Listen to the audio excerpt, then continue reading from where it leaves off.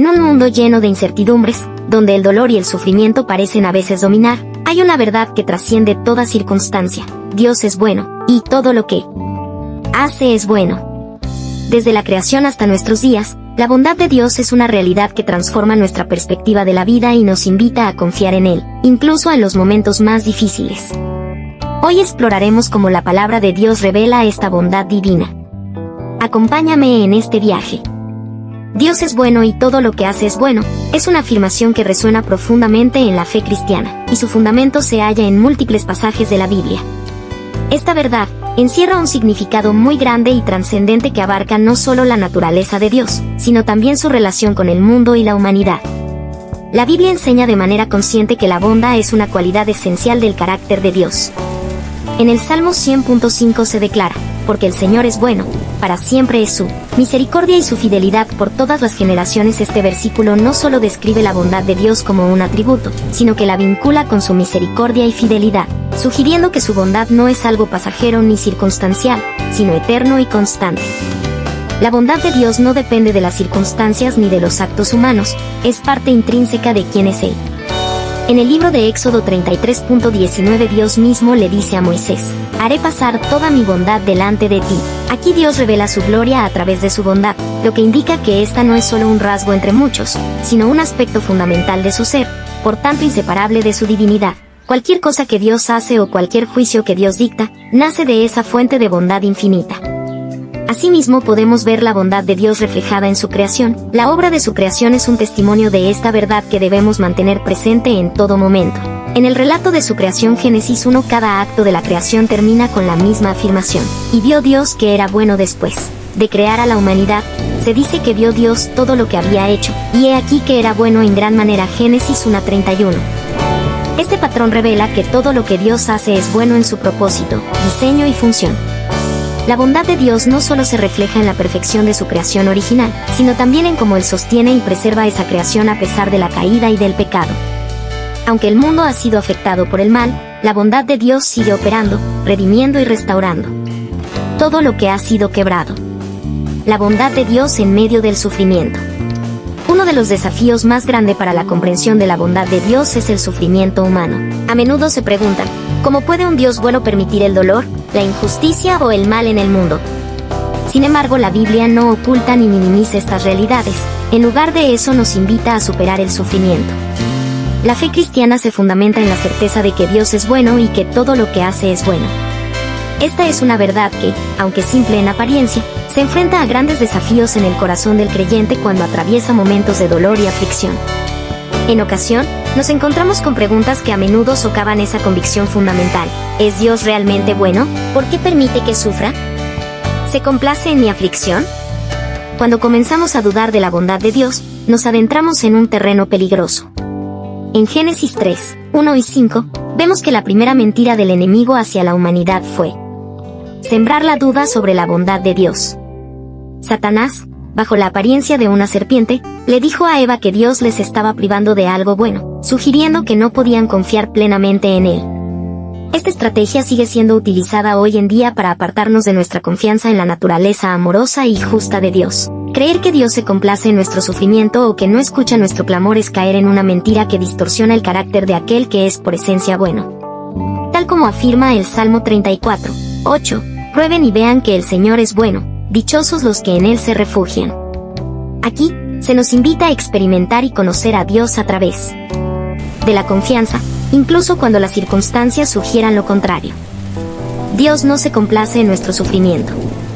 Dios, como un padre amoroso, no encuentra placer en el dolor de sus hijos. En Éxodo 3:7 se revela como un Dios que ve, escucha y actúa a favor de su pueblo.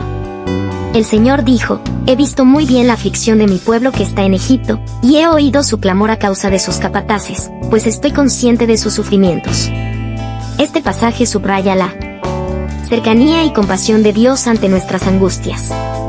No es un Dios distante ni indiferente, sino uno que está atento y cercano. La idea de que Dios se complace en nuestra aflicción es una percepción errada. Aunque permite el sufrimiento en el mundo caído, su propósito no es dañarnos, sino formarnos bien sea en carácter o en fe y revelarnos su poder en medio de nuestras debilidades. El sufrimiento puede ser parte del proceso de santificación, pero siempre bajo la mirada amorosa de un Dios que busca nuestro bien último. ¿Es pecado dudar de su bondad? El dolor puede llevarnos a cuestionar muchas cosas, incluyendo la bondad de Dios. Sin embargo, la duda no es necesariamente un pecado, sino una invitación a buscar respuestas más profundas en Él. Lo que puede convertirse en pecado es cuando permitimos que la duda domine nuestro corazón, llevándonos a la incredulidad y al distanciamiento de Dios. El Salmo 119.58 dice: de todo corazón imploro tu favor, ten compasión de mí, conforme a tu promesa. Esta súplica nos muestra que podemos acercarnos a Dios incluso en nuestras dudas, clamando por su favor y misericordia. La clave está en no alejarnos de Él, sino en dirigirnos hacia su presencia, convenciendo a nuestro espíritu de que Dios es bueno, incluso cuando no lo entendemos del todo. Convencer a nuestro espíritu de la bondad de Dios. El corazón humano es frágil y, a menudo, tiende a olvidarse de las promesas de Dios cuando la adversidad golpea. En esos momentos, debemos recordarnos a nosotros mismos quién es Dios. El Salmo 31.19 nos dice: cuán grande es tu bondad, que has guardado para los que te temen, y que has mostrado ante los que en ti se refugian. Aquí, el salmista reconoce que la bondad de Dios es una realidad inmutable, reservada para aquellos que confían en Él. Cuando nos encontramos dudando de su bondad, debemos hacer el esfuerzo consciente de convencer a nuestro espíritu.